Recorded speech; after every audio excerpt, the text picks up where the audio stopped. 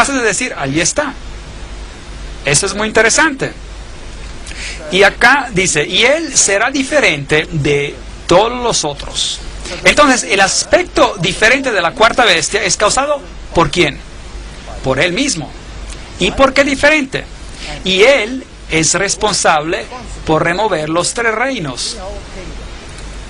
Bueno, ¿usted se acuerda de los reinos? Los anglosajones, los francos, los alamanes, los lombardos, los ostrogodos, los érules, los burgundios, los visigodos, los suevos, los vándalos. Ellos eran los 10. Pero hay algunos reinos en terrible oposición a este poder. Número 1, los érulos, 493 después de Cristo. Mira dónde reinaban. Ahora este pueblo tenía una filosofía muy interesante. Y esta filosofía se diferenciaba sustancialmente de las filosofías de este poder representado por el pequeño cuerno. Ahora, desafortunadamente, no tenemos los documentos históricos acerca de lo que los érulos creían. Tampoco tenemos ningún documento histórico acerca de lo que creían los ostrogodos. Tenemos un poco acerca de lo que creían los vándales, pero ninguna documentación sobre sus religiones. ¿Por qué no? Porque ha sido toda destruida. Así que solamente tenemos información de segunda mano. Aparentemente, la historia nos dice hoy en día que estos 3 poderes fueron removidos y porque eran arianos en su punto de vista, en su religión. En otras palabras, enseñaban a que Jesús no era Dios y por eso tuvieron que ser removidos. Pero realmente no hay evidencia ninguna, aparte la información de segunda mano que viene del mismo poder responsable por su destrucción. Hay evidencia mucho más interesante que dice que esos poderes que fueron destruidos y de hecho que tenían un evangelio diferente.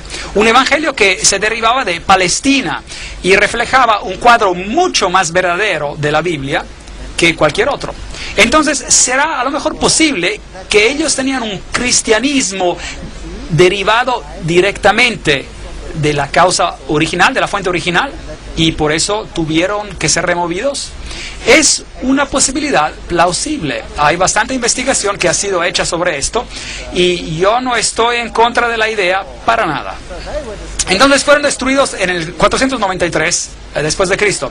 Ahora, si esta criatura, esta cuarta, este nuevo poder se levantó de entre ellos, entonces ya debió haberse levantado antes del 493.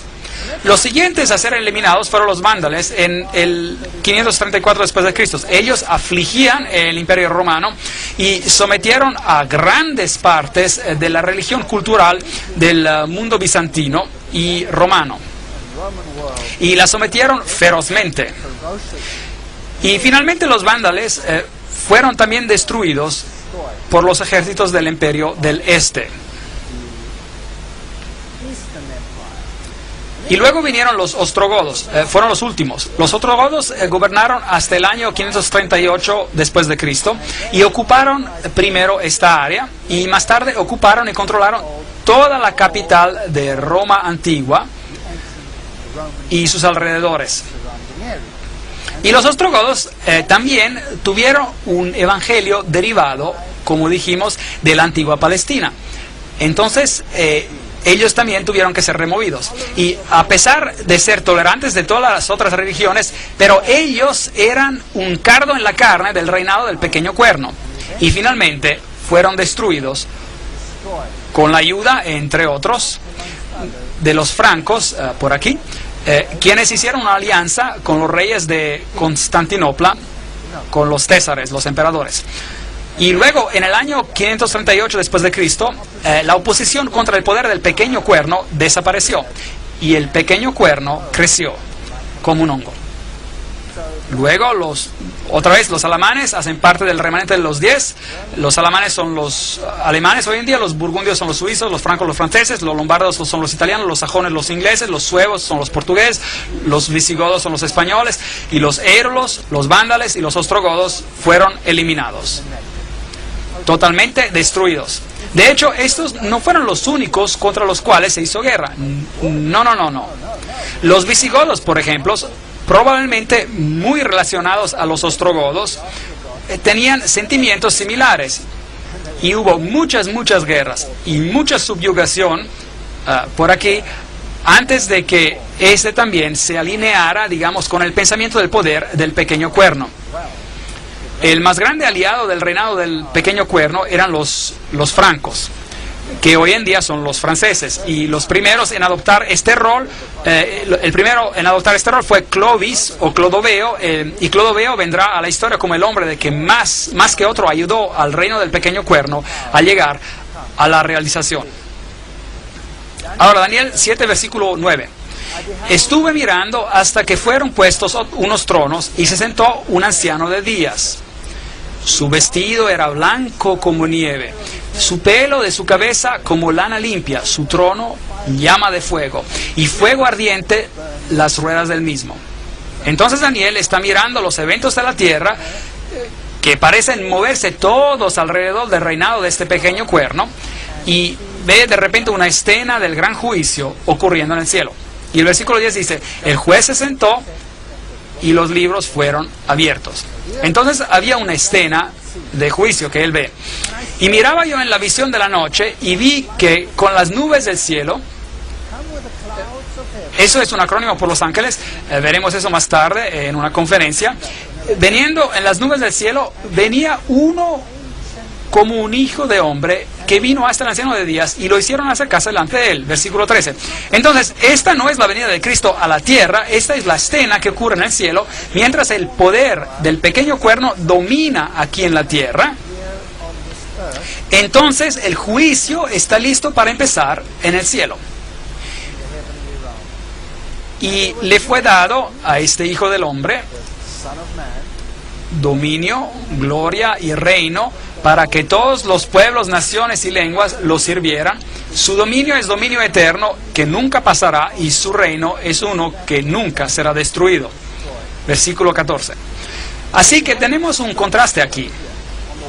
Por un lado tenemos un reino establecido en la tierra, y su poder y su sede se encuentran con el cuerno pequeño. Y por otro lado, del otro lado tenemos un juicio que está ocurriendo donde todo el poder será dado a Cristo. Así que tenemos a dos poderes opuestos uno al otro. Cristo, el vencedor al final, y el anticristo, trabajando uno contra el otro. Uno estableciendo un reino sobre esta tierra y el otro estableciendo un reino eterno que nunca será destruido. Y después recibirán el reino de los santos del Altísimo lo recibirán y poseerán el reino hasta el siglo eternamente y para siempre. Daniel 7, versículo 18. Hermoso simbolismo, muy poderoso. Ahora, echemos un vistazo a las referencias de Pablo sobre el hombre de pecado. En 2 de Tesalonicenses, capítulo 2, versículos de 1 a 10, Pablo describe cuándo este poder del anticristo se levantará. Y dice, con respecto a la venida de nuestro Señor Jesucristo y nuestra reunión con Él, os rogamos, hermanos, que no os dejéis mover fácilmente de vuestro modo de pensar, ni os conturbéis, ni por espíritu, ni por palabra, ni por carta, como si fuera nuestra, en el sentido de que el día del Señor está cerca. Ve, algunos estaban enseñando hasta en los días de Pablo de que la venida del Señor estaba cerca. Y algunos predicaban de que Cristo ya estaba reinando.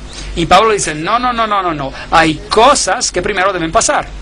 Así que el día de Cristo todavía no está aquí, les dice. Nadie os engañe de ninguna manera, pues, es decir, en la venida del Señor, pues no vendrá sin que antes venga la apostasía. Así que primero la iglesia tiene que entrar en apostasía y que, dice Pablo, y que se manifieste el hombre de pecado, el hijo de perdición. Solo 2 hombres en la Biblia son llamados hijos de perdición. Solo 2. Uno es el hombre de pecado y el otro era Judas. Ahora, ¿cómo traicionó Judas a Jesús?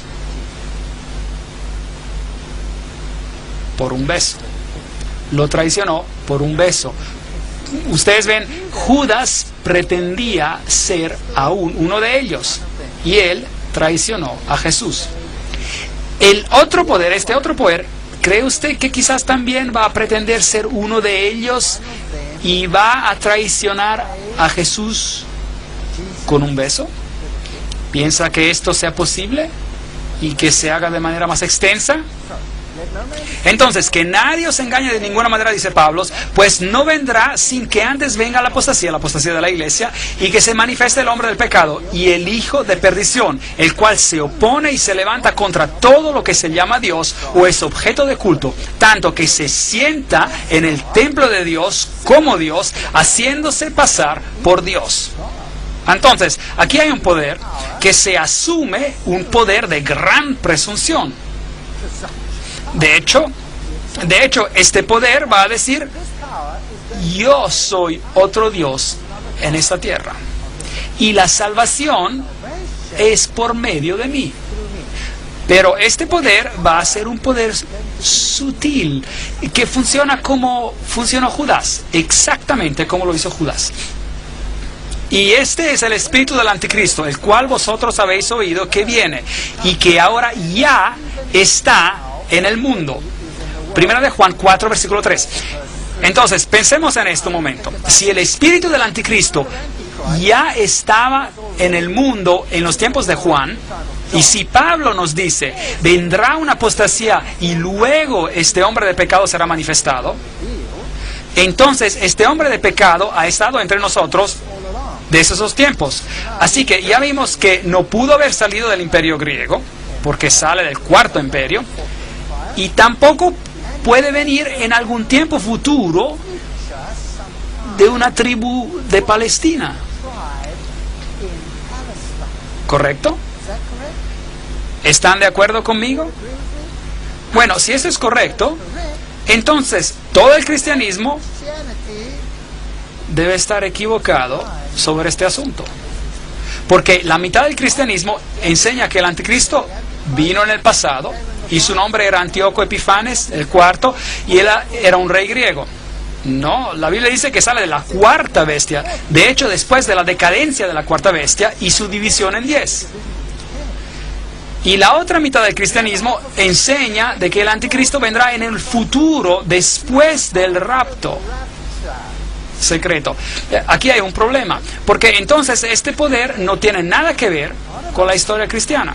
Pero aquí se nos dice que ya estaba en el mundo, actuando de manera secreta en la iglesia cristiana primitiva. Así que ninguna de esas dos posiciones puede ser correcta. Pablo continúa: ¿no os acordáis de que cuando yo estaba todavía con vosotros os decía esto?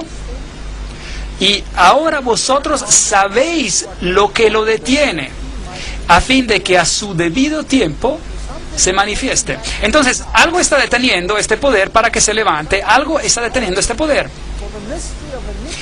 Ya está en acción el ministerio de la iniquidad, así que este poder, este misterioso poder de iniquidad ya estaba actuando en el mundo en los tiempos de Pablo, es lo que dice acá el texto.